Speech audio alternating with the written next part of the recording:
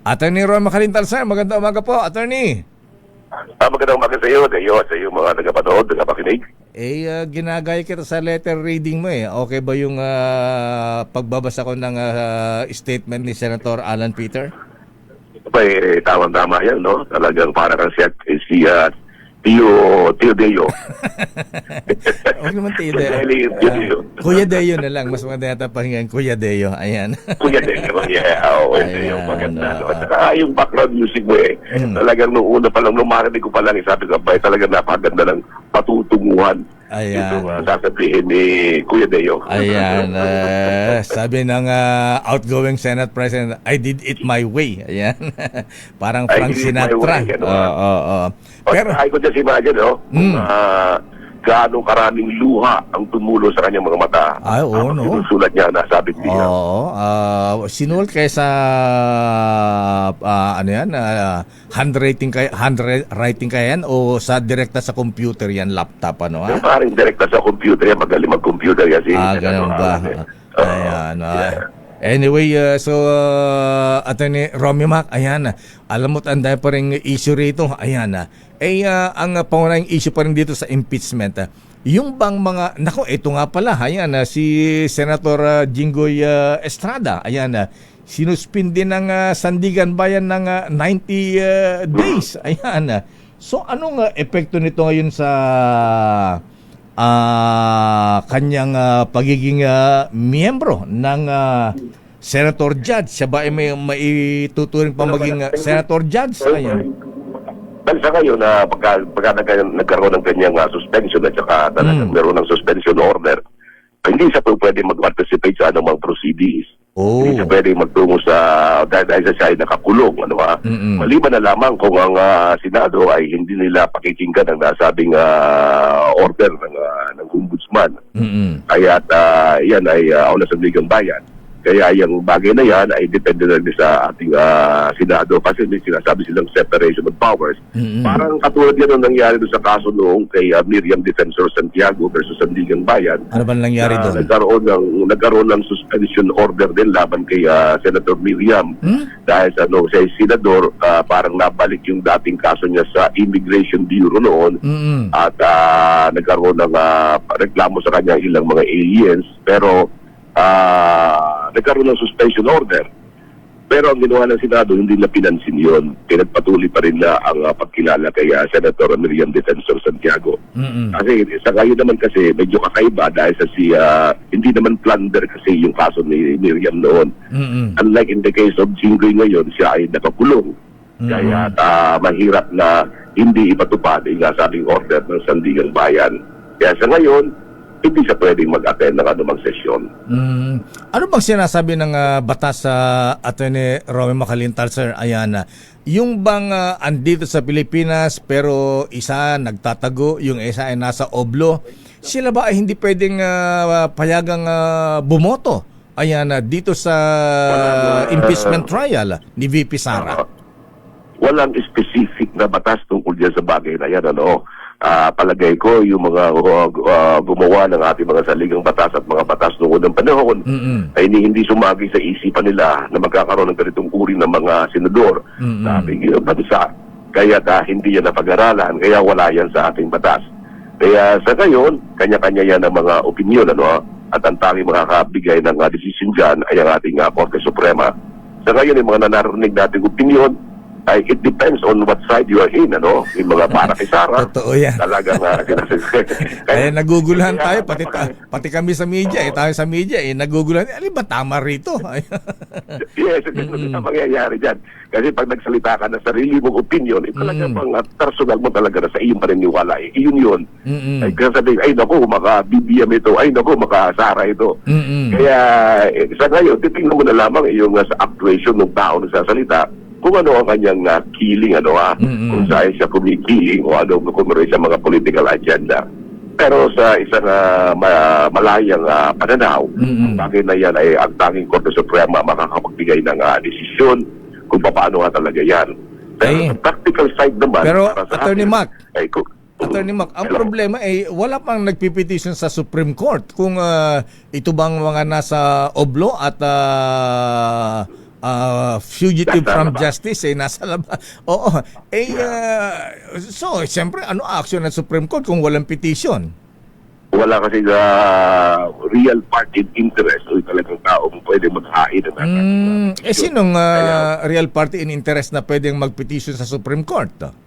Well, siguro, si Senator Jingo Estrada, po pwede siya para i-insist na kahit nakabilanggo siya, po pwede siyang mag-participate. Ano nga? Okay, Senator Bato, pwede rin. Yes, pwede rin siya. Kaya ang problema kay Senator Bato, hindi siya pwede mag-file ng petition hanggat hindi siya lumalantad. Ayun Kasi lang. paano magkakaroon ng jurisdiction ang korte sa kanya kung hindi naman siya lalantad. At sa ngayon, Hindi, Pero baka yung petition niya, baka pwede rin, isa pang issue kasi yung yung presensya, yung voting in absentia ba? Ayan, pwede bang Yes, bumoto in absentia?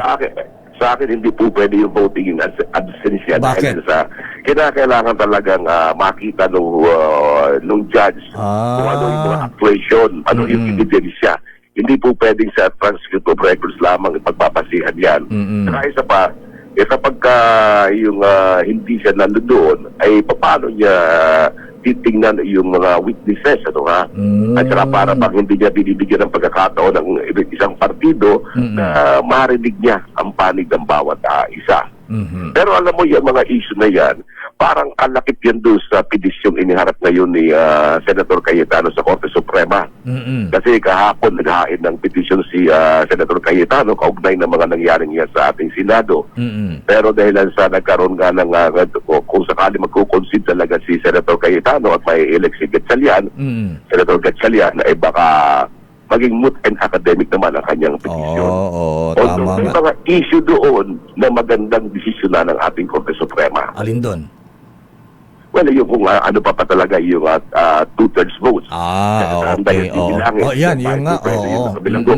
Kaya, maaaring sabihin ng ni Cayetano ngayon na bagamat siya ay hindi na Senate President, there are still issues to be resolved na it might occur in the future.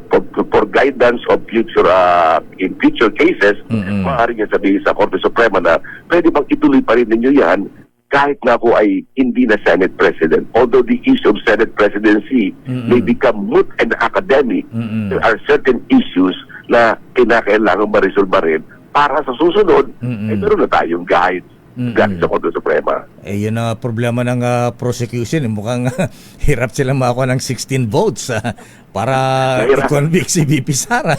Yun nga talaga. Pero nataka naman ako sa prosecution, masyado silang talkative, Japan on the world, talagang lagi silang nagsasalita tungkol sa kanilang posisyon. Kaya sa akin palagay, kung ikaw yung abogado, huwag kang masyadong madaldal dahil sa nakikita nung kabila kung ano yung gusto sabihin. Do not play your cards, sabi nga. Kaya isa pa, hindi mo pwede pakialaman kung ano yung gustong gawin noong nasa kabilang panig. Hindi pwede. Ay naku, napakahina ng ebidensya niyan. Ay, hindi lamang yan. Hindi tama yun sa isang, with due respect sa kanila. Kasi para sa akin, parang hindi maganda isang abogado na sasabihin ko na, ay, baliwala yung ebidensya nila. Sabihin mo yan sa korte. Pero huwag mo sabihin yan sa media. Dahil sa nakakahiya sa kapwa mo, abogado, na pupulaan mo yung kanyang ginawang depensa sa media. Yung mga ganyang bagay, dapat na sa korte natin na pag-usapan.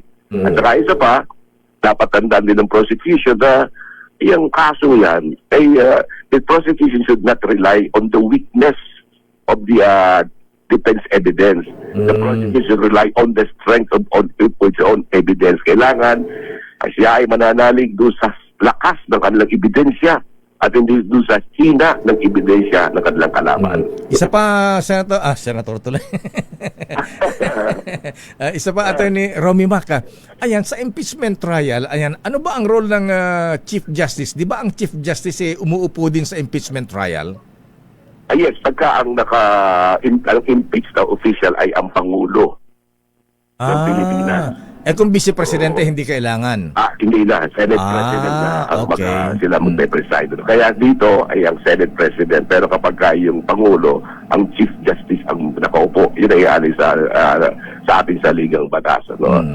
Sa ngayon nga, medyo kung kulang yata ng abogado ang ating, Ay, oo nga. ating Senado. Kaya pinag-uusapan to kung sinong presiding officer, si Senator Kiko ba o si Senator Cheese? Mga with due respect naman sa mayo, hindi mga practicing lawyer yan. Kaya, Oo nga. Oo. politiko yan. Oo.